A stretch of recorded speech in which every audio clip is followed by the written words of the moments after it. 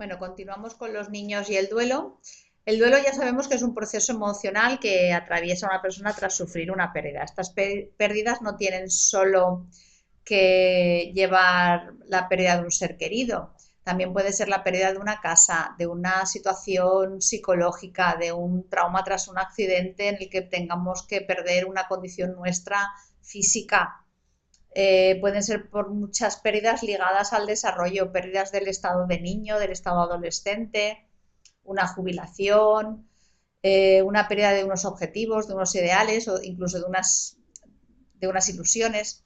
Lo que quiero dejar claro es que el proceso es algo dinámico. El duelo es un proceso normal y a la misma vez dinámico porque eh, tiene unas características que a veces se puede confundir con una depresión o con una ansiedad, pero siempre van ligadas a este proceso de duelo. Es como socialmente está permitido que estés deprimido o que estés ansioso porque estás atravesando una fase de duelo.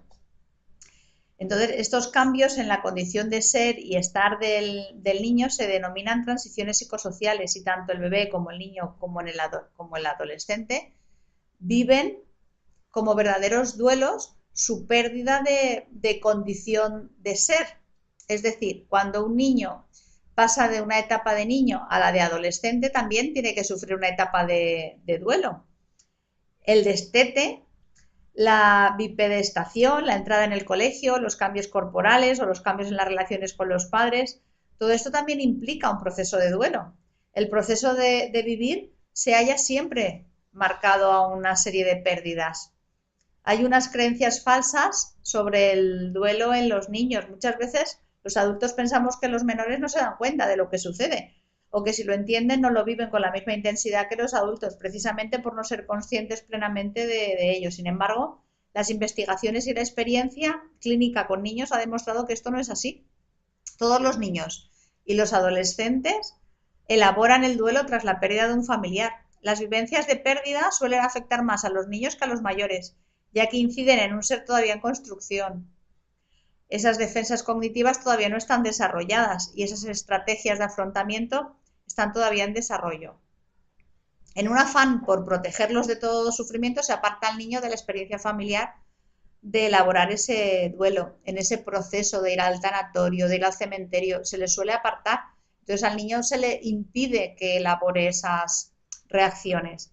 Los menores pueden vivir esta exclusión como un abandono o como una forma de no tenerles en cuenta y de no ser acogidos ni comprendidos en ese dolor. Necesitan recibir la dedicación suficiente para que puedan expresar sus dudas, sus temores y sus emociones.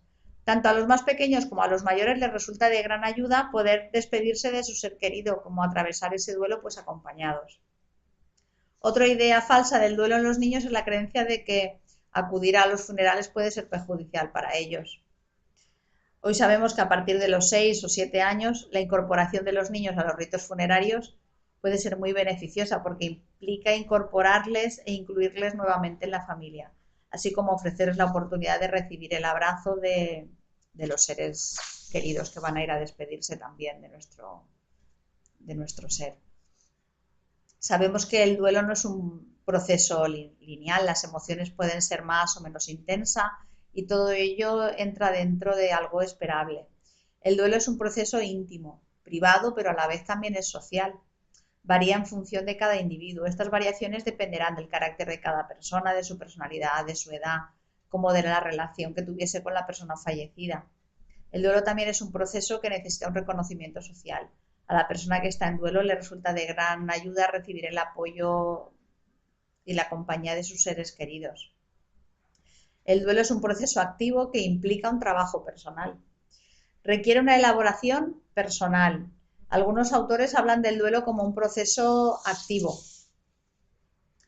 que implica la realización de una serie de actividades básicas o tareas de duelo, que van desde el proceso de aceptación emocional de la pérdida, la expresión de las emociones y del dolor, hasta la adaptación a un mundo donde dicha persona ya no está y la recolocación emocional del fallecido para poder seguir viviendo. Los procesos del duelo en los niños y sus diferentes procesos de duelo, incluso en los adultos. El proceso de duelo en los niños va a estar condicionado por la edad del niño y sus capacidades cognitivas y emocionales. Sabemos que hay niños con 11 años que son muy maduros y hay 11 años que son muy críos. El estado de salud del niño en el momento de la pérdida, la naturaleza de la relación que mantenía con esa persona fallecida y la calidad del acompañamiento y los recursos externos de los que disponga durante ese duelo. Los niños presentan una estructura cognitiva todavía deficiente, todavía está por desarrollar. Aunque les hayamos explicado lo que sucede de verdad, cuando ellos van a mantener activas sus teorías porque les es más cómodo seguir creyendo lo que creían que lo que nosotros les hayamos explicado. Les ayuda en huir de la asimilación de esa realidad.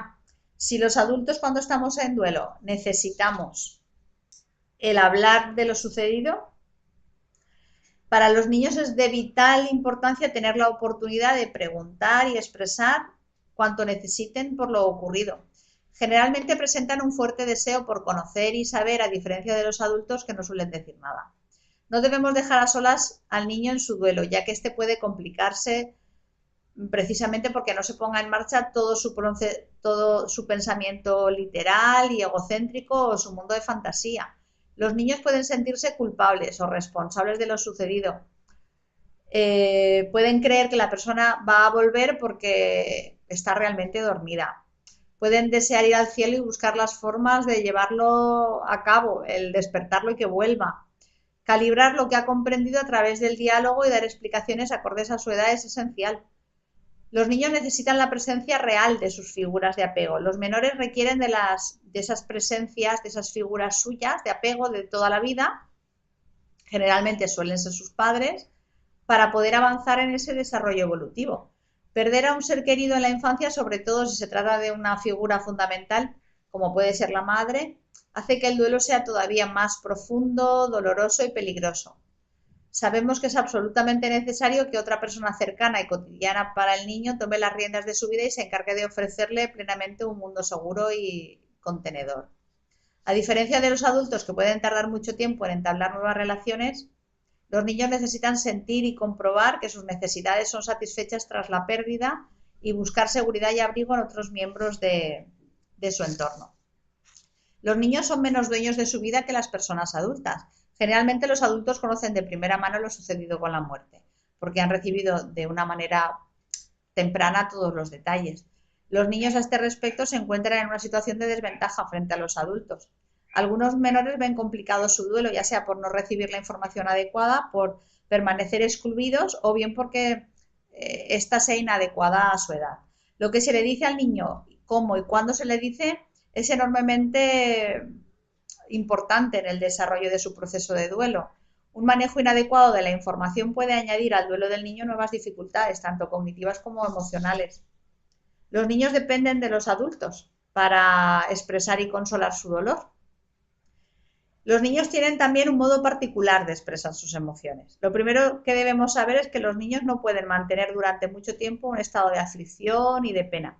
Ni siquiera los adultos podemos estar constantemente afligidos, por lo menos con toda su intensidad. A pesar de haber sufrido la muerte de un ser querido, a veces el dolor se olvida por unos momentos, cuando alguna circunstancia inmediata se nos impone. En el caso de los niños aún es más frecuente que sus emociones oscilen y pasen de momentos de pena a concentrarse y ocuparse en otras cosas como jugar, ver la tele, estar con un amigo. Esto no significa que el niño no esté en duelo o que se haya olvidado de su familiar, sino que su condición de niño hace que su estado de ánimo sea un poco más cambiante. En ocasiones los que cuidan del niño piensan, incluso con cierto resentimiento, que ya no echa de menos a la persona que ha fallecido, cuando en realidad lo que ocurre es que los niños no pueden estar constantemente en pena y en dolor. Además, suelen permitirse disfrutar de juegos, de los amigos, mientras que los adultos pueden sentir que traicionan a la persona fallecida si empiezan a disfrutar algunas cosas.